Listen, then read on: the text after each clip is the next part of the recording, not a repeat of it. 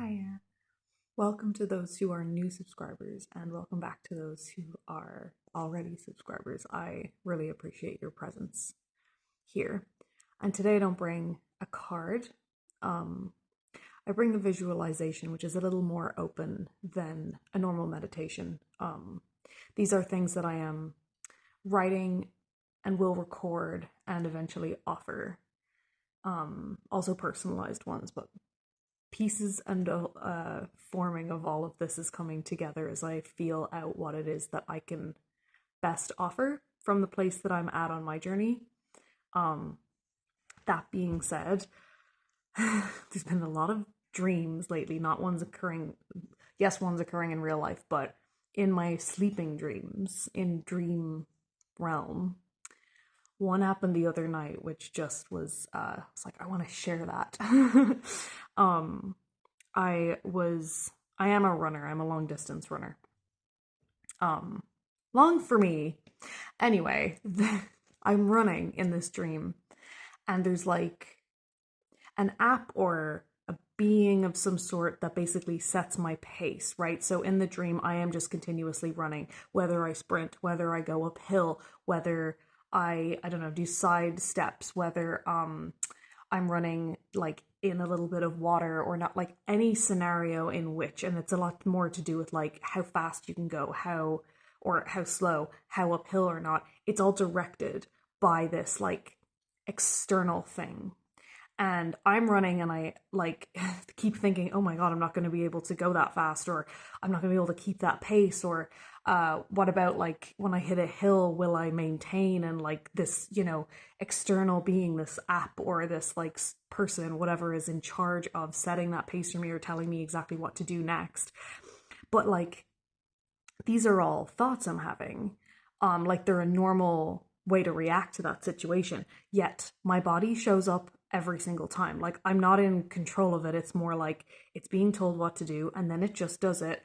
And I'm kind of amidst all of that, having a bit of apprehension and fear, and yet also being like, I'm doing it again. Like, oh, it's happening. And I woke up. I was just like, ooh, interesting. Like, observing like the feeling of maybe not being in control and things that kind of were literal about that scenario. And then after a few minutes, I was like, oh my God, this is because the things that I have gone through specifically. I mean, my entire journey, but also specifically what has been very consciously released, what is like energetically being released, and like that's a tandem relationship between me, my actions, my intentions, and the spirit and angelic realm clearing what it is energetically that's around me. And so there is, and then generational energies that I'm working through from a place of it not being like my personal thing, yet it's still within my energetic existence, right? And so because all of that has been like very much put to the forefront, because I've gotten no's in every direction that I have turned as far as what I think my career should be or what my next step should be or whatever. And I take the no and I go, okay, then what is it instead? And like, there's a minute of sadness or a minute of feeling like, oh, damn, like I thought that would be it. Or I thought, oh, damn, like I kind of want my independence and I want, this or that. Yet at the same time, I know I'm being led to the right thing. This is a call and response sort of thing, if another way to look at it, like, because that dream was showing me like this is the relationship I now am committed to with my divine self, my future self, with source. That is communicated to me through my spirit team and angelic realm, but the relationship is always with like me, my inner self, and all the parts that make that up, and source, which is not ever really an external thing because I am the universe, right? The same as the universe is everything that's around me.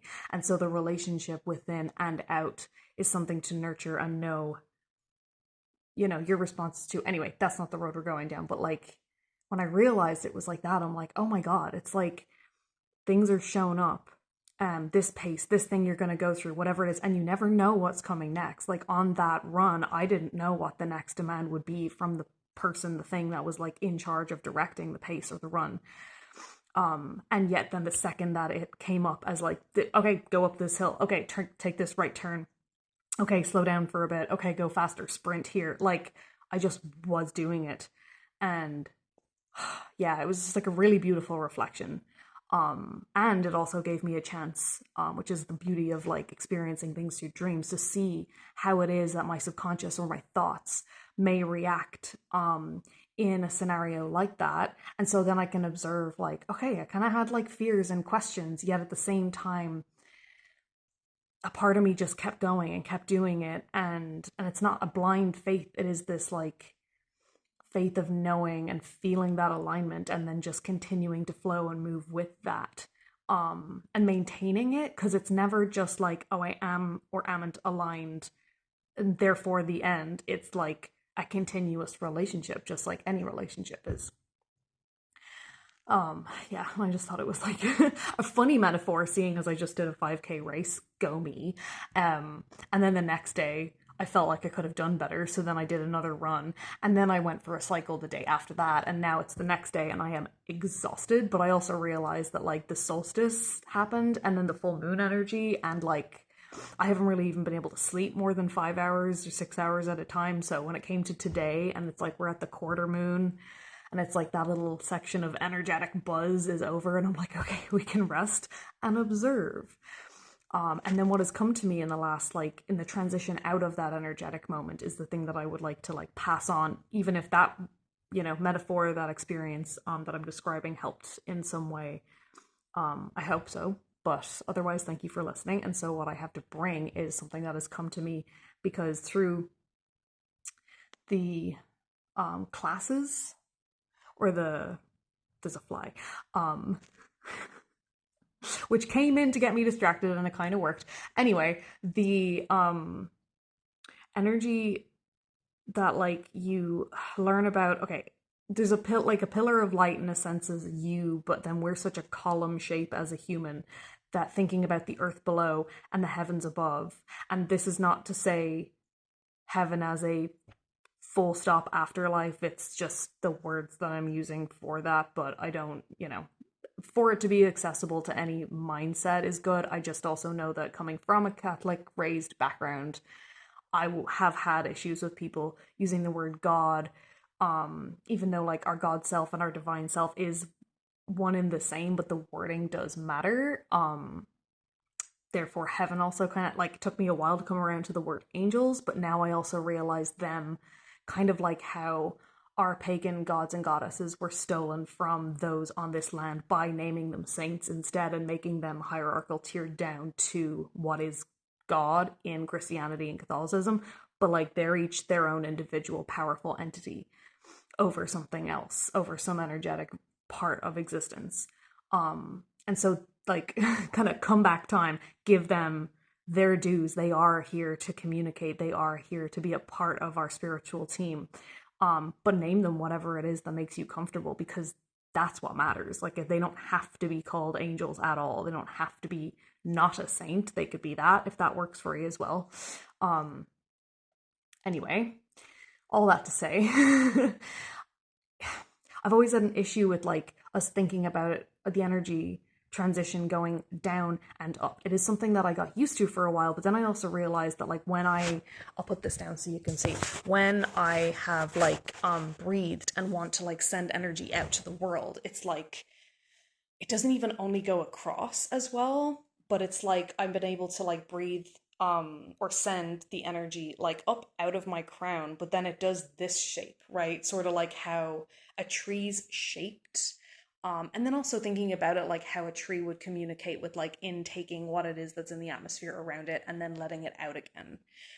That is the way that we interact with this energetic grid, rather than it being like an up and down individual pod version of things, right?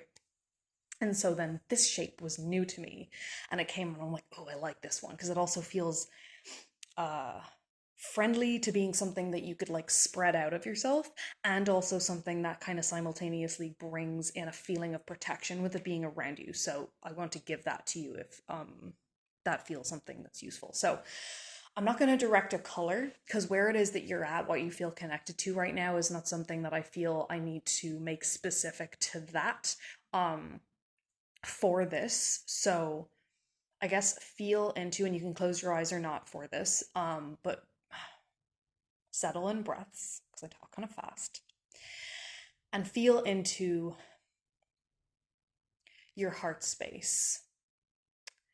But also kind of just like the center of this body, which goes between sacral, solar plexus, and throat.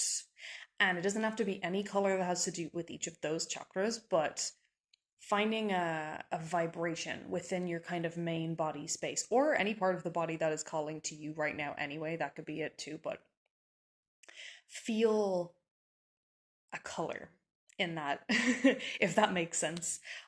It does to me. That's where I'm hearing this sometimes from people's point of view that is not understanding of it, but feel a color that is within that, right? And a nice easy one I find is like purple or a violet, but this depends, or even an orange would be something in case you need some guidance with that. Because what I'm then going to ask you to do is like, because we are like perpetually warm, charged energy within inside, feel it as a, what's the word? I want to say trickling, flickering flame, like when you have, a campfire and crackling, and it's crackling, and you can hear and like feel that warmth and feel the comfort of it. And there's so many ways that in a sense would be a comforting thing, because it reminds us of the fact that we have warmth, we have a place that we can settle down to do that, a way to cook food, like clean water. And so the crackling of a violet flame, of an orange flame, of any green flame, things that white flame works and has a healthy crackle going on.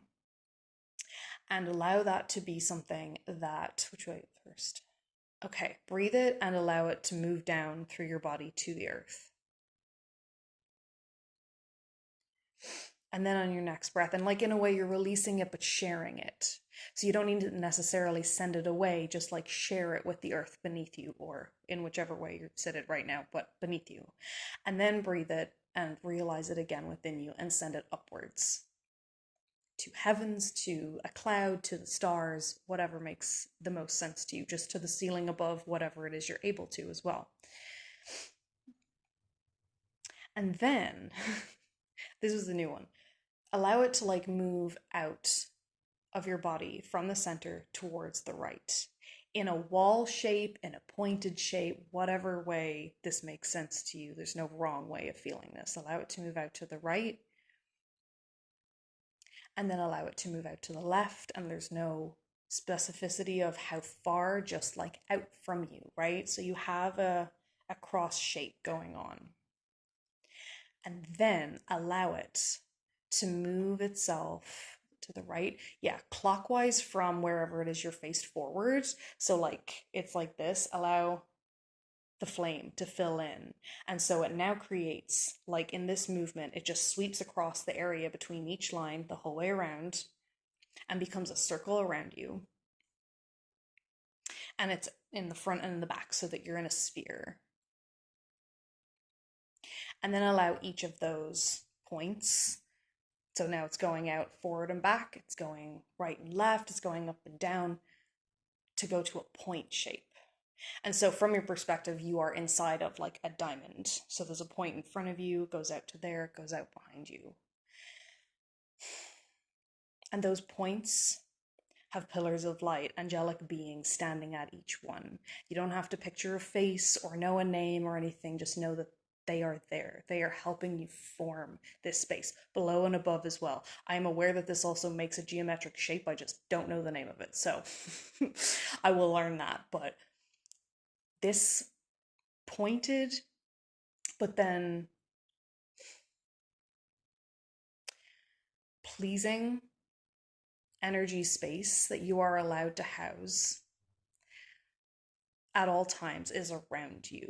And so if you're in a crowded space, if you're in any situation that you feel unsafe, rather than it being a circular thing or a sphere or just your body or just your aura, there's something that's even further from those fields that is keeping you protected in this existence as you move forward at any point in time, especially if you, and I'll do a bit more of like a grounded, quiet meditation for something like this. So watch this space.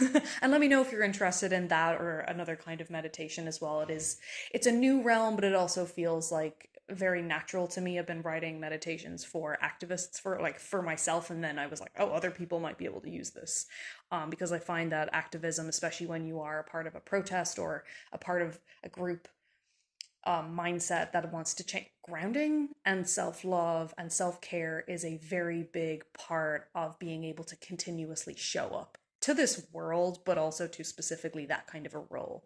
And so I found that meditations were and are helpful for that work. But yeah, anyway. Then, when and if you want to or feel ready, from each of those walls that is around you, like with those still maintained, you can send that crackling, beautiful flame energy of just like love, existence, power, knowing, faith, acceptance, whatever word it is, if I have said it or haven't said it, that vibes most with that, what you are feeling.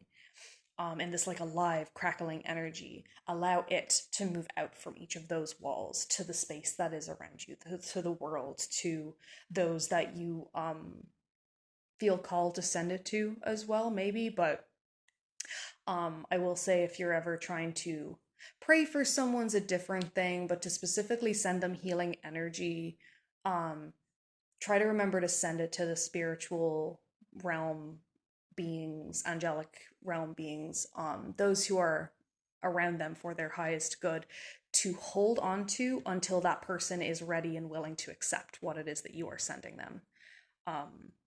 Yeah, that's just a good thing about like energetic autonomy as we move forward. It's still something that is probably debated a lot, but understood differently to each person's different understanding of like their energetic existence as well. And so to be mindful over whether or not it is the right time, but it may be the right time for you to send it.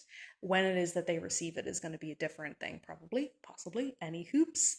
So that's everything that I have for you today. I am called to do more regular uploads like this, but I'm also called to provide my Reiki practice to people, through me to people, which I see being able to do virtually a bit sooner because of renting a space or finding a space that also is like safe and friendly and something that I would feel comfortable practicing that in, but also allowing someone to open themselves up to within.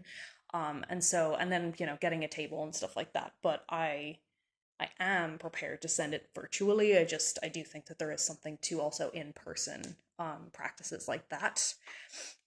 I'm also setting up on my Ko-fi for now a way for you to receive a 1 or 3 card personal reading. Channeled messages are a new thing that I will be doing for individual people, but I am going to continue those as a collective thing because it's something that I know the best and I'm the most comfortable with the practice of. But feel free to, like, if I say things that heavily resonate with you continuously, then it's likely that I am very much able and like will have an easy time channeling for your energy specifically. That comes and goes. I've noticed that I have listened and followed different people's tarot readings or teachings or whatever it may be, and then over time it's like it's not even like one outgrows the other or there's an ascension or something. It's just an energetic change, and their collective is now a different group than what it is that I'm a part of. And like I don't know how to explain it. It's just what happens. Like people and things change, which is the nature of exactly existence. Change is the only constant. And so it's something to be mindful of and aware of, so that if you are listening to someone and it's not even like, oh, I don't like what they're saying, but like if it's just not, resonating with you anymore, be wary, and find those who can serve you in that way, because it is what they want to do. That's why they are sharing these things. That's why I'm sharing these things. I want to help people just like live to put it lightly, but like understand their existence as an energetic being, because it's something that I have championed over every other part of my life. over existence in the realm of what capitalistic successes look like, or the boxes that one needs to tick. And I never really knew why it was that I knew there was like a bigger, some other kind of purpose as to why it is that those things didn't interest me. And so, yeah, living and experience has been number one. And now I've come to a place where I'm going, continuing to experience. We are ever students, but I feel ready to share, to teach, to um, expand the way that it is that I help people to not just being like in my everyday life and through encounters.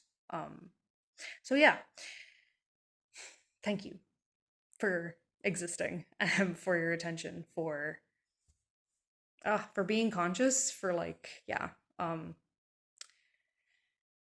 everything. Okay, I will leave you with that and have a beautiful amount of time it is until I speak with you again.